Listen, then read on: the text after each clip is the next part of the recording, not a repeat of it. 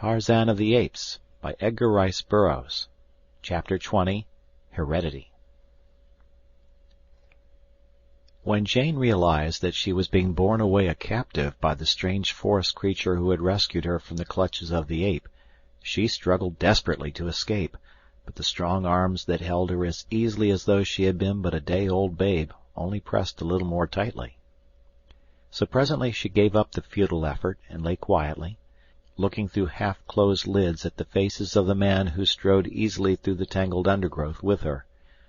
The face above her was one of extraordinary beauty, a perfect type of the strongly masculine, unmarred by dissipation or brutal or degrading passions. For, though Tarzan of the Apes was a killer of men and of beasts, he killed as the hunter kills, dispassionately, except on those rare occasions when he had killed for hate, though not the brooding, malevolent hate which marks the features of its own with hideous lines.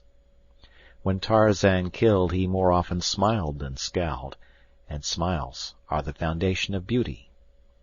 One thing the girl had noticed particularly when she had seen Tarzan rushing upon Terkoz, the vivid scarlet band upon his forehead, from above the left eye to the scalp, but now as she scanned his features she noticed that it was gone, and only a thin white line marked the spot where it had been. As she lay more quietly in his arms, Tarzan slightly relaxed his grip upon her. Once he looked down into her eyes and smiled, and the girl had to close her own to shut out the vision of that handsome, winning face.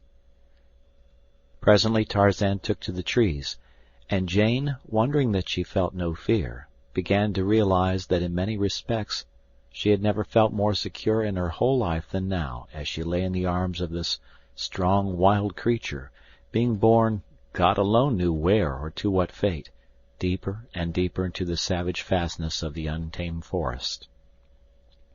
When, with closed eyes, she commenced to speculate upon the future, and terrifying fears were conjured by a vivid imagination, she had but to raise her lids and look upon that noble face so close to hers, to dissipate the last remnant of apprehension.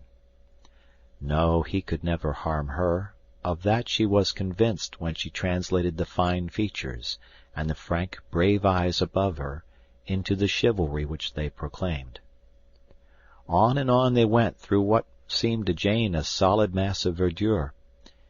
Yet ever there appeared to open before this forest god a passage, as by magic, which closed behind them as they passed.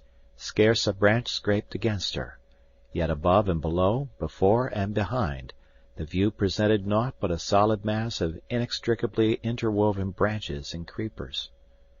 As Tarzan moved steadily onward, his mind was occupied with many strange and new thoughts. Here was a problem the like of which he had never encountered, and he felt rather than reasoned that he must meet it as a man and not as an ape. The free movement through the middle terrace, which was the route he had followed for the most part, had helped to cool the ardor of the first fierce passion of his new-found love. Now he discovered himself speculating upon the fate which would have fallen to the girl had he not rescued her from Terkoz. He knew why the ape had not killed her, and he commenced to compare his intentions with those of Terkoz. True, it was the order of the jungle for the male to take his mate by force, but could Tarzan be guided by the laws of the beasts? Was not Tarzan a man? What did men do? He was puzzled, for he did not know. He wished that he might ask the girl, and then it came to him that she had already answered him in the futile struggle she had made to escape and to repulse him. But now they had come to their destination, and Tarzan of the Apes, with Jane in his strong arms, swung lightly to the turf of the arena where the great apes held their councils, and danced the wild orgy of the Dum-Dum. Though they had come many miles, it was still but mid-afternoon, and the amphitheater was bathed in the half-light which filtered through the maze of encircling foliage. The green turf looked soft and cool and inviting. The myriad noises of the jungle seemed far distant and hushed to a mere echo of blurred sounds, rising and falling like the surf upon a remote shore. A feeling of dreamy peacefulness stole over Jane as she sank down upon the grass, where Tarzan had placed her, and as she looked up at his great figure towering above her, there was added a strange sense of perfect security. As she watched him from beneath half-closed lids, Tarzan crossed the little circular clearing toward the trees upon the farther side. She noted the graceful majesty of his carriage, the perfect symmetry of his magnificent figure, and the poise of his well-shaped head upon his broad shoulders. What a perfect creature! There could be naught of cruelty or baseness beneath that godlike exterior. Never, she thought, had such a man strode the earth since God created the first in his own image. With a bound, Tarzan sprang into the trees and disappeared. Jane wondered where he had gone. Had he left her there to her fate in the lonely jungle? She glanced nervously about. Every vine and bush seemed but the lurking place of some huge and horrible beast waiting to bury gleaming fangs into her soft flesh. Every sound she magnified into the stealthy creeping of a sinuous and malignant body. How different now that he had left her! For a few minutes that seemed hours to the frightened girl, she sat with tense nerves, waiting for the spring of the crouching thing that was to end her misery of apprehension. She almost prayed for the cruel teeth that would give her unconsciousness and surcease from the agony of fear. She heard a sudden, slight sound behind her. With a cry she sprang to her feet and turned to face her end. There stood Tarzan, his arms filled with ripe and luscious fruit. Jane reeled and would have fallen, had not Tarzan, dropping his burden, caught her in his arms. She did not lose consciousness, but she clung tightly to him, shuddering and trembling like a frightened deer. Tarzan of the Apes stroked her soft hair and tried to comfort and quiet her as Kala had him when, as a little ape, he had been frightened by Sabor the lioness or Histah the snake. Once he pressed his lips lightly upon her forehead, and she did not move, but closed her eyes and sighed. She could not analyze her feelings, nor did she wish to attempt it. She was satisfied to feel the safety of those strong arms, and to leave her future to fate, for the last few hours had taught her to trust this strange wild creature of the forest, as she would have trusted but few of the men of her acquaintance.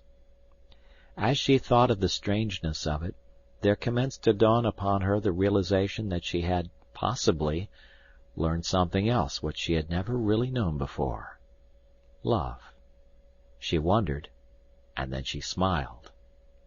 And still smiling, she pushed Tarzan gently away, and looking at him with a half-smiling, half-quizzical expression that made her face wholly entrancing, she pointed to the fruit upon the ground, and seated herself upon the edge of the earthen drum of the anthropoids, for hunger was asserting itself. Tarzan quickly gathered up the fruit, and bringing it, laid it at her feet, and then he too sat upon the drum beside her, and with his knife opened and prepared the various fruits for her meal. Together and in silence they ate, occasionally stealing sly glances at one another, until finally Jane broke into a merry laugh in which Tarzan joined. "I wish you spoke English," said the girl. Tarzan shook his head, and an expression of wistful and pathetic longing sobered his laughing eyes. Then Jane tried speaking to him in French, and then in German, but she had to laugh at her own blundering attempt at the latter tongue. "Anyway," she said to him in English, "you understand my German as well as they did in Berlin." Tarzan had long since reached a decision as to what his future procedure should be. He had had time to recollect all that he had read of the ways of men and women in the books at the cabin. He would act as he imagined the men in the books would have acted were they in his place. Again he rose and went into the trees, but first he tried to explain by means of signs that he would return shortly, and he did so well that Jane understood and was not afraid when he had gone. Only a feeling of loneliness came over her, and she watched the point where he had disappeared, with longing eyes, awaiting his return. As before, she was apprised of his presence by a soft sound behind her, and turned to see him coming across the turf with a great armful of branches. Then he went back again into the jungle, and in a few minutes reappeared with a quantity of soft grasses and ferns. 2 more trips he made until he had quite a pile of material at hand. Then he spread the ferns and grasses upon the ground in a soft, flat bed, and above it leaned many branches together so that they met a few feet over its center. Upon these he spread layers of huge leaves of the great elephant's ear, and with more branches and more leaves he closed one end of the little shelter he had built. Then they sat down together again upon the edge of the drum, and tried to talk by signs. The magnificent diamond locket which hung about Tarzan's neck had been a source of much wonderment to Jane. She pointed to it now, and Tarzan removed it and handed the pretty bauble to her. She saw that it was the work of a skilled artisan, and that the diamonds were of great brilliancy and superbly set, but the cutting of them denoted that they were of a former day. She noticed too that the locket opened, and, pressing the hidden clasp, she saw the 2 halves spring apart to reveal in either section an ivory miniature. One was of a beautiful woman, and the other might have been a likeness of the man who sat beside her, except for a subtle difference of expression that was scarcely definable. She looked up at Tarzan to find him leaning toward her, gazing on the miniatures, with an expression of astonishment. He reached out his hand for the locket, and took it away from her, examining the likenesses within it with unmistakable signs of surprise and new interest. His manner clearly denoted that he had never before seen them, nor imagined that the locket opened. This fact caused Jane to indulge in further speculation, and it taxed her imagination to picture how this beautiful ornament came into the possession of a wild and savage creature of the unexplored jungles of Africa. Still more wonderful was how it contained the likeness of one who might be a brother, or, more likely, the father of this woodland demigod who was even ignorant of the fact that the locket opened. Tarzan was still gazing with fixity at the 2 faces. Presently he removed the quiver from his shoulder, and emptying the arrows upon the ground, reached into the bottom of the bag-like receptacle, and drew forth a flat object wrapped in many soft leaves, and tied with bits of long grass. Carefully he unwrapped it, removing layer after layer of leaves until at length he held a photograph in his hand. Pointing to the miniature of the man within the locket, he handed the photograph to Jane, holding the open locket beside it. The photograph only served to puzzle the girl still more, for it was evidently another likeness of the same man, whose picture rested in the locket beside that of the beautiful young woman. Tarzan was looking at her with an expression of puzzled bewilderment in his eyes as she glanced up at him. He seemed to be framing a question with his lips. The girl pointed to the photograph, and then to the miniature, and then to him, as though to indicate that she thought the likenesses were of him, but he only shook his head, and then, shrugging his great shoulders, he took the photograph from her, and having carefully rewrapped it, placed it again in the bottom of his quiver. For a few moments he sat in silence, his eyes bent upon the ground, while Jane held the little locket in her hand, turning it over and over in an endeavor to find some further clue that might lead to the identity of its original owner. At length a simple explanation occurred to her. The locket had belonged to Lord Greystoke, and the likenesses were of himself and Lady Alice. This wild creature had simply found it in the cabin by the beach. How stupid of her not to have thought of that solution before! But to account for the strange likeness between Lord Greystoke and this forest god, that was quite beyond her, and it is not strange that she could not imagine that this naked savage was indeed an English nobleman. At length Tarzan looked up to watch the girl as she examined the locket.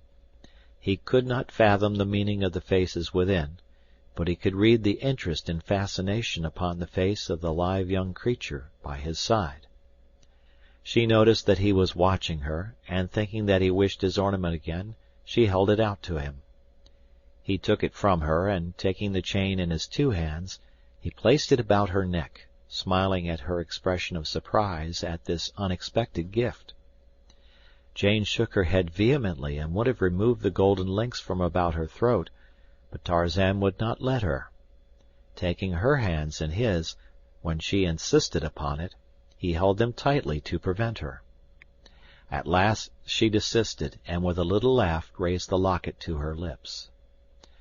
Tarzan did not know precisely what she meant, but he guessed correctly that it was her way of acknowledging the gift, and so he rose, and taking the locket in his hand, stooped gravely like some courtier of old, and pressed his lips upon it where hers had rested. It was a stately and gallant little compliment, performed with the grace and dignity of utter unconsciousness of self. It was the hallmark of his aristocratic birth, the natural outcropping of many generations of fine breeding, an hereditary instinct of graciousness which a lifetime of uncouth and savage training and environment could not eradicate. It was growing dark now, and so they ate again of the fruit which was both food and drink for them. Then Tarzan rose, and leading Jane to the little bower he had erected, motioned her to go within. For the first time in hours a feeling of fear swept over her, and Tarzan felt her draw away as though shrinking from him. Contact with this girl for half a day had left a very different Tarzan from the one on whom the morning sun had risen.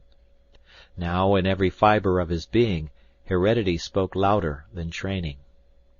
He had not in one swift transition become a polished gentleman from a savage ape-man, but at last the instincts of the former predominated, and over all was the desire to please the woman he loved, and to appear well in her eyes. So Tarzan of the Apes did the only thing he knew to assure Jane of her safety. He removed his hunting knife from its sheath, and handed it to her hilt first, again motioning her into the bower. The girl understood, and taking the long knife she entered and lay down upon the soft grasses, while Tarzan of the Apes stretched himself upon the ground across the entrance. And thus the rising sun found them in the morning. When Jane awoke, she did not at first recall the strange events of the preceding day, and so she wondered at her odd surroundings, the little leafy bower, the soft grasses of her bed, the unfamiliar prospect from the opening at her feet.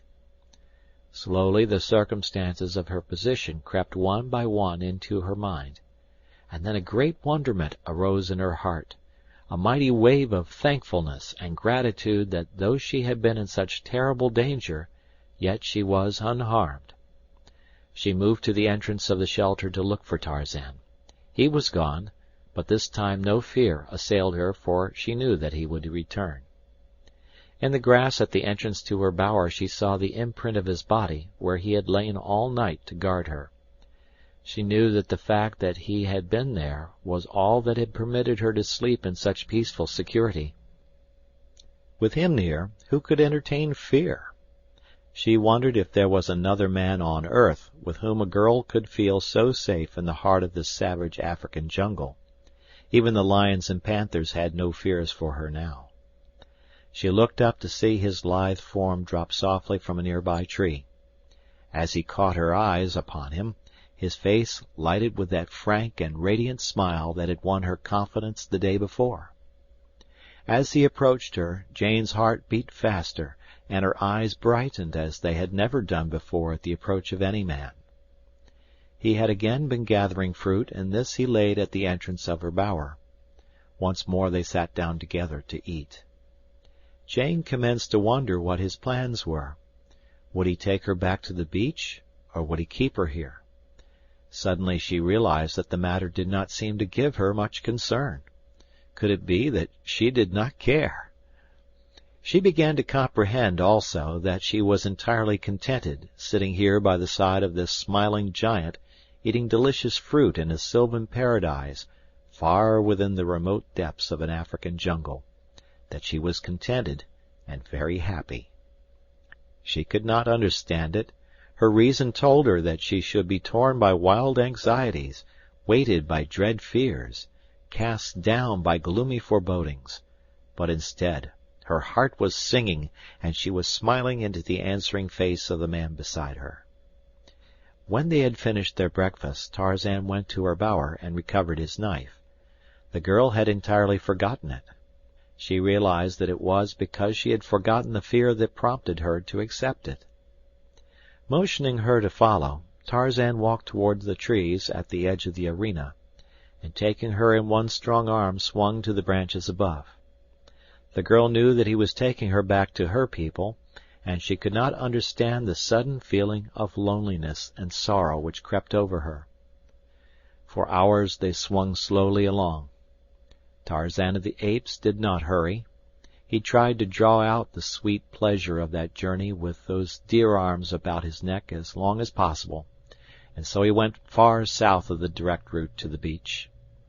Several times they halted for brief rests, which Tarzan did not need, and at noon they stopped for an hour at a little brook, where they quenched their thirst and ate. So it was nearly sunset when they came to the clearing, and Tarzan, dropping to the ground beside a great tree, parted the tall jungle grass and pointed out the little cabin to her.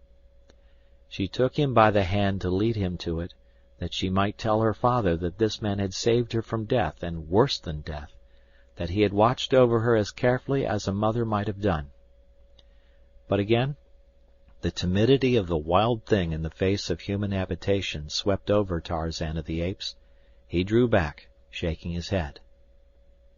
The girl came closer to him, looking up with pleading eyes.